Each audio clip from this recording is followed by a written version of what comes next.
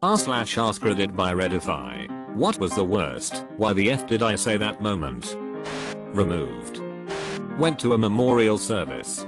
Was asked how I was doing, and I defaulted to my usual. Well, I'm still alive.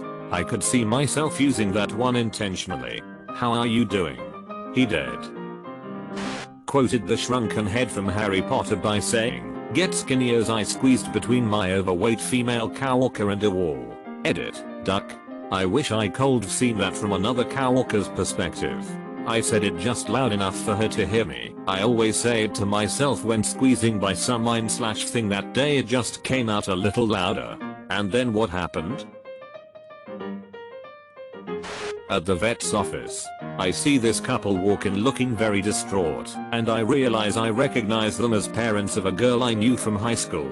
Apparently their dog was dying, and the vet rushes them into the back, and they're crying, and out of awkwardness I felt like I had to say something. "Hi, you're so and so's parents, right?" They respond, "Yes. I saw on Facebook that you're expecting your first grandchild." The woman starts crying hysterically, and the dude is consoling her as he explains to me their daughter had a miscarriage earlier that morning. I ducked up. "Dude, you didn't mess up. You just got unlucky. Really, really unlucky." So did the parents of ops schoolmate. Oh duck. I remember talking to a guy who was fairly new to the team. We had that kind of relaxed atmosphere where we were all pretty comfortable ripping into each other and getting a good laugh out of it. I was taking the mick out of him for being ginger and noticed he was writing with his left hand, which I promptly said, "Left-handed and ginger. I'm surprised your parents didn't just abandon you at birth." "Yep, you guessed it." Guy pipes up that he never met his birth parents and was adopted. He didn't take offense to it, but I still felt pretty bad. At that point, double down and hope for the best. Then buy him a beer later. A buddy of mine's mom died when we were in school together. He still dished out and took your mom jokes like a champ. I kept trying to tell people the situation, but he told me he was okay with it. Great guy. I too have a good friend who also lost his mom a couple years ago, and your mom jokes are probably the most jokes we dish out at each other. His dad also passed away many years ago, and he never knew him that well, and whenever he leaves anywhere I do the line from Elf, "Bye buddy. Hope you find your dad." Always cracks him up. As a guy who lost his mom, I love these jokes. I know they aren't meant to be truly offensive in my friends, and I go back and forth with it all the time. In high school, a guy in my class told us that his brother was in the hospital because of a car accident. I tried to say that's awful, but somehow the signals got crossed and what came out of my mouth was "That's awesome." He gave me a look of pure hate, and I was so flustered by my own massive duck up that I wasn't able to explain myself.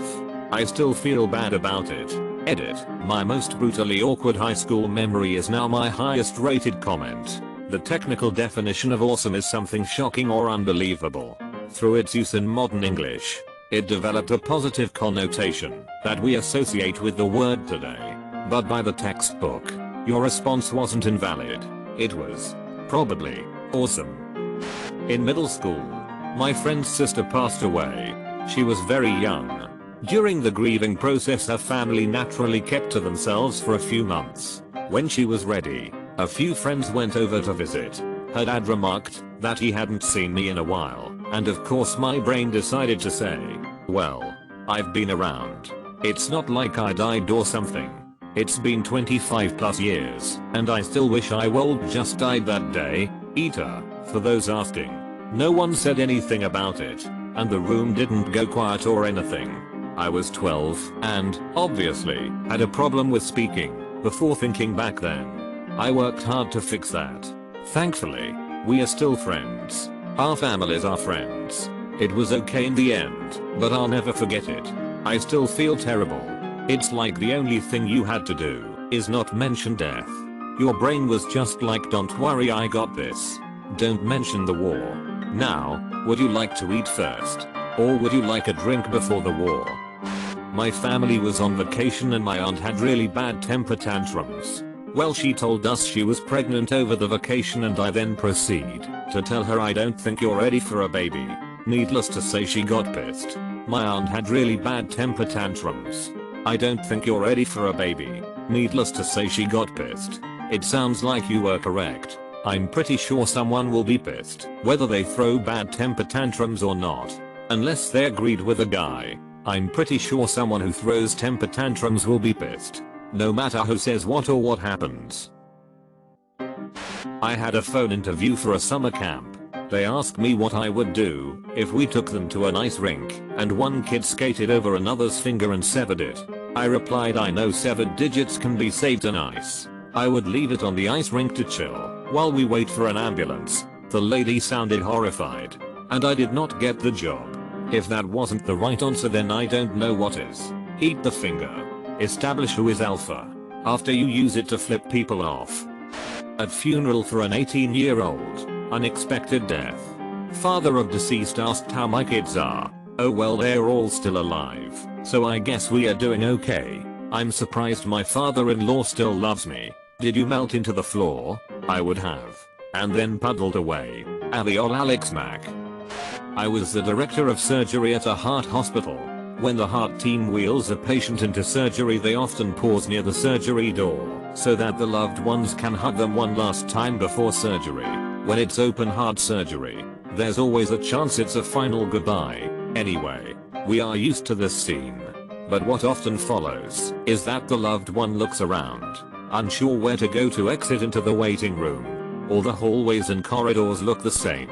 We usually have to show them the way out. One day I watched this scene unfold as an elderly woman cried and said goodbye to her husband before open heart surgery. Sure enough, after the exchange she began looking around for which way to go. I approached her, and what I meant to say was, it's okay. You'd never find your way out of our confusing hallways without some help. What actually said was much worse. I went up to her, and these words came out. Nobody makes it out to here alive. I couldn't have said anything worse in that situation. I don't know why it came out that way. Did he live though? Op, we need to know. Did he? Nobody. Saw a high school acquaintance working in a grocery store near me. Stopped to chat with him for a few. As I was leaving, I thought to myself, give him a clever goodbye. Have yourself a merry little Christmas. It was July. Meh. Close enough. I felt pretty damn dumb the instant he flashed me that. Okay, look. I deserved it. I love moments like that. Cracks me up to see them so confused. Whenever I meet someone that has kids, I ask them how many. And if the answer is 3, I say oh nice, one of each, and just watch their face try to process it. A friend was telling me about her holiday water skiing when her swimsuit had ripped, exposing her butt. A pretty embarrassing moment, right? Well, all I could say was I hope you had a nice butt. That's actually kind of transparently hilarious. It's all in the delivery. If Op said it with a straight face, it would be creepy. Especially if he is a male. Are you kidding? That's even better. Deadpan delivery makes jokes like that. When I was around 15 probably, I played on a competitive baseball team. I was warming up to pitch the next inning while a buddy was batting. A couple pitches into the at-bat, he got absolutely smoked in the head.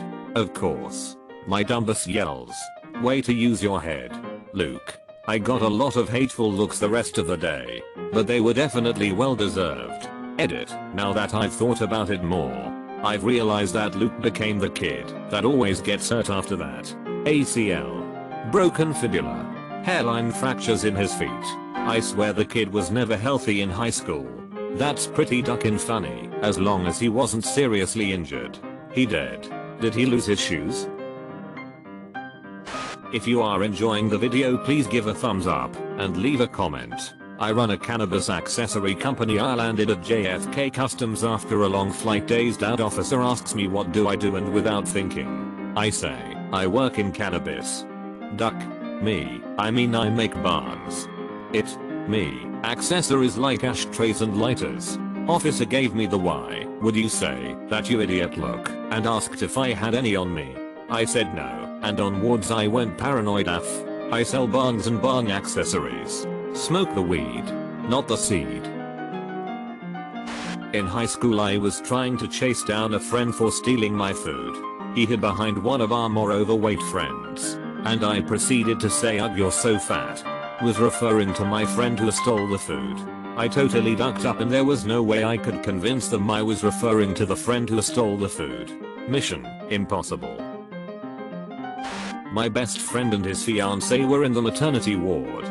Because she was in labor, him and I went out for a smoke. I had a lanyard around my neck. He jokes that I could pass myself off as one of the nurses if it had an ID on it. I get into character, as I sometimes do when I prepare jokes. Walking down the corridor to leave the maternity ward.